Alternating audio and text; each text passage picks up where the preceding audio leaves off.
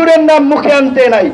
৭১-এর মুক্তিযুদ্ধ নিয়ে যেমন আওয়ামী লীগ এককভাবে মুক্তিযুদ্ধের ঠিকাদার হয়ে মুক্তিযুদ্ধকে গ্রাস করতে চেয়েছে, মুক্তিযুদ্ধের চেতনার নামে এই দেশে একটা প্রতিবাদ কায়েম করেছিল, একদলীয় শাসন কায়েম করেছিল, এখন এই জুলাইকে নিয়েও কোন কোন গোষ্ঠী একটা ব্যবসা করতে চাচ্ছে, চেতনার ব্যবসা।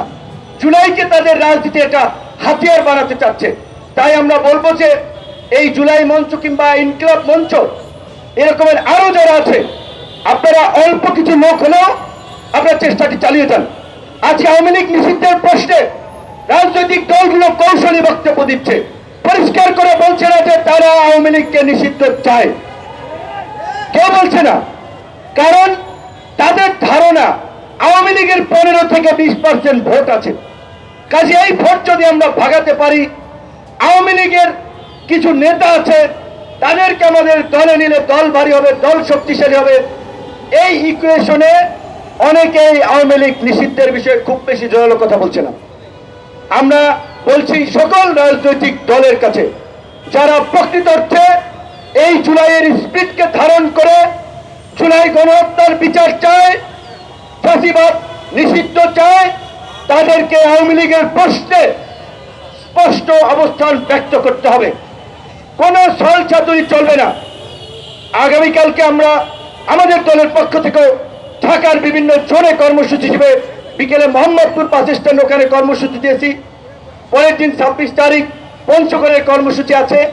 সব রাজনৈতিক দলকে বলবো, একে সোজা দাবিতে গণহত্যার সাথে যারা জড়িত, সেটা আওয়ামী লীগ হোক, প্রশাসন হোক, তাদের বিচার এবং গণহত্যাকারীদের রাজনীতি নিষিদ্ধে স্পষ্ট অবস্থান আপনাদের থাকতে হবে।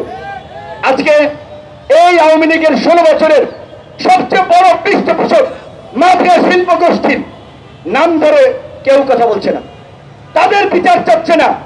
ভাসুরের নাম মুখে আনতে নাই, সেরকমের টকশোতে যায় বক্তব্য দেয়।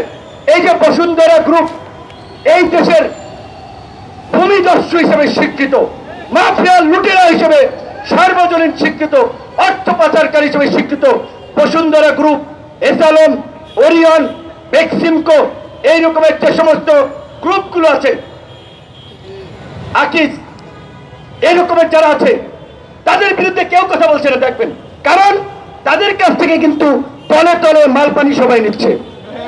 বসুন্ধরার লুটপাট করছে হাজার হাজার কোটি টাকা। তো যদি 200-400 কোটি টাকা রাজনৈতিক দলের পিছিয়ে ইনভেস্ট করে, তাদের তো তার লস নাই, তারা তাই করছে। ঠিক একইভাবে অন্যান্য মাফিয়া গ্রুপগুলো, ব্যবসায়ীরা, একজনের বিরুদ্ধে এখন পর্যন্ত উল্লেখযোগ্য ব্যবস্থা নেওয়া হয় নাই, গ্রেপ্তার করা হয় নাই। 111-এর সরকার এসেও আপনারা দেখেছেন দুর্নীতির বিরুদ্ধে অ্যাকশন নিয়েছিল। যদিও সেই সময় রাজনৈতিক মোটিভ থেকে, বিরাজনীতিকরণের আইডিয়া থেকে কিছু রাজনীতিবিদদের ফাঁসিয়েছিল, কিন্তু এটাও সত্য সে সময় যাদেরকে গ্রেপ্তার করেছিল তাদের মধ্যে অনেকেই লুটেরা, অর্থ পাচারকারী, দুর্নীতিবাজ ছিল। কিন্তু এই সরকারের আমলে আপনারা আমাকে দেখান চাঞ্চল্যকর ভাবে 10 জন অর্থ পাচারকারী, লুটিয়া, মাফিয়া শিল্প গ্রুপ কিংবা ব্যবসায়ীকে ধরেছে? কাউকে ধরে নাই। তাই বলছি যে এই দেশের আমাদের দুর্ভাগ্য, আসলে ৭১-এর মুক্তিযুদ্ধ বলেন, 90-এর স্বৈরাচার বিরোধী আন্দোলনের কথা বলেন, এই 24-এর কথা বলেন, এই দেশের চাষা ভুষা, কৃষক, শ্রমিক, তার সন্তানেরা লড়াই করে জীবন দেয়, আর তার সুফল ভোগ করে একদল সুবিধাভোগী মানুষ, একদল উঁচুতলার মানুষ। এই যে উপদেষ্টা পরিষদ গঠিত হয়েছে, এই উপদেষ্টা পরিষদের কয়েকজন গত 16 বছরে 16 দিন আওয়ামী ফাঁসিবাদের বিরুদ্ধে রাজপথে ছিল, আওয়াজ দিয়েছিল? আপনারা দেখান, আছে? নাই।